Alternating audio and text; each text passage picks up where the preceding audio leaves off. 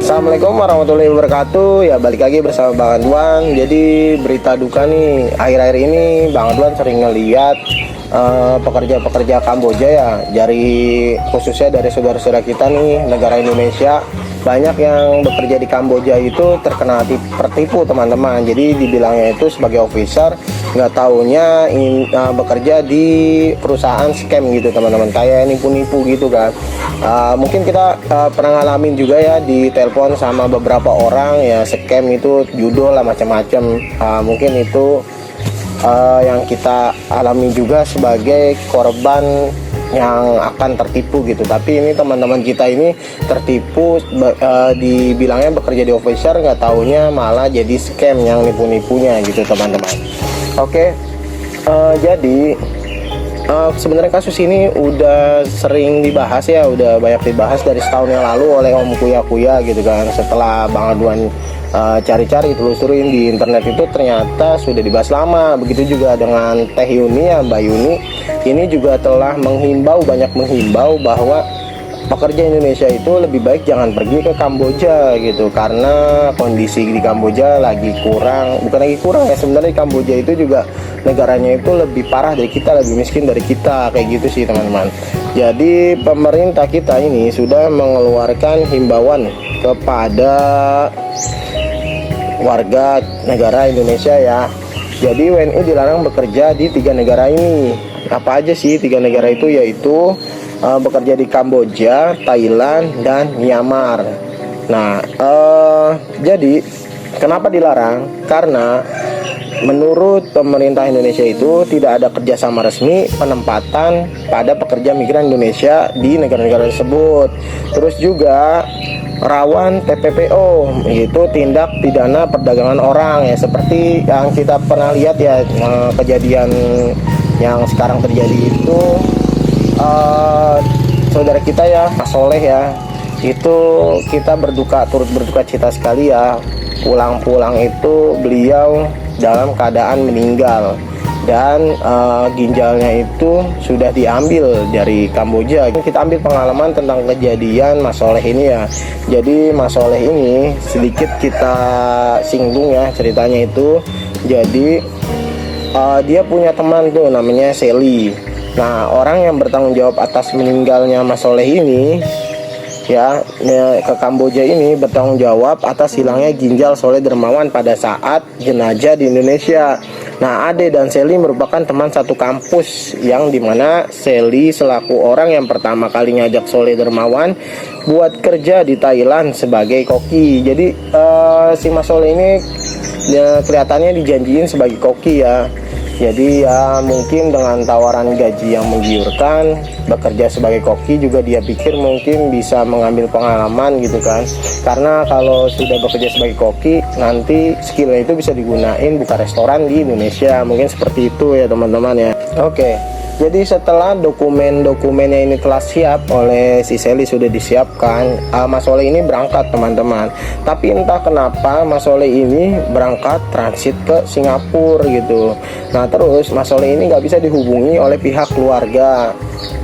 Nah, di sini mungkin keluarga sudah mulai cemas ya. Nah, ada terus di sini dikabarkan bahwa ada informasi orang yang mengetahui keberadaan Mas Soleh ini di Kamboja, dan cerita singkat dari keluarga minta tolong ke tim di Kamboja cari informasi tentang Soleh Dermawan. Nah, hasil yang didapat kalau Mas Soleh Dermawan sudah meninggal.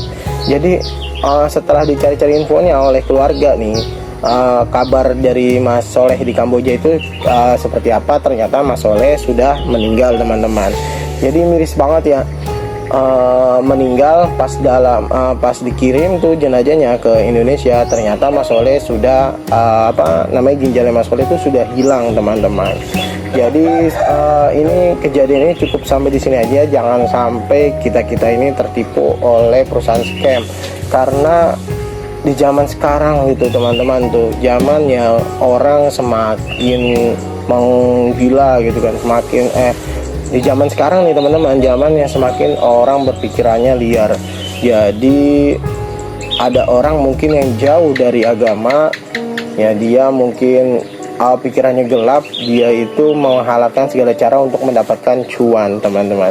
Jadi kita hati-hati kalau ada yang menawarkan pekerjaan yang gajinya gede, terus juga kita lihat ke luar negeri atau ke tempat-tempat yang nggak meyakinkan buat kita. Kita kan di zaman sekarang kan udah terbuka nih internet nih, kita bisa cari-cari dulu ini internet gitu, kita bisa cari-cari informasi di mungkin di grup Facebook, di Instagram dan lain-lain ya. Jadi kalau ada orang pekerjaan yang gajinya tinggi tapi itu skillnya itu nggak membutuhkan skill gitu, itu jadi patut kita curigai. Kita harus bisa berpikir secara kritis gitu, teman-teman. Oke teman-teman, ini kita lihat ya video dari Mas Soleh yang dipulangkan dalam keadaan meninggoy, dalam keadaan yang tidak bernyawa.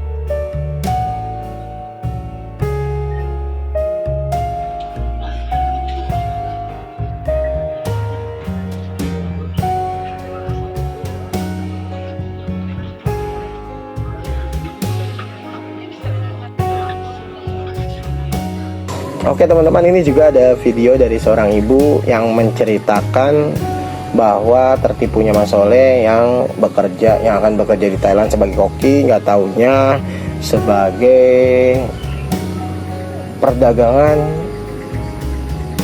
orang nih teman-teman nih. Kita lihat dulu ya teman-teman ya. Saya nggak nyetujuin, orang tetangga ngomong katanya bahaya kalau ke sono, banyak pembohongan gitu, tipu-tipu. Cuma anak saya yang bersikeras, Mas Soleh kan punya ijazah mak gitu. Ya udah saya izinin biar berhati juga. Itu kejadian kapan? Tanggal 18 berangkatnya. Berangkat tanggal 18 sampai 18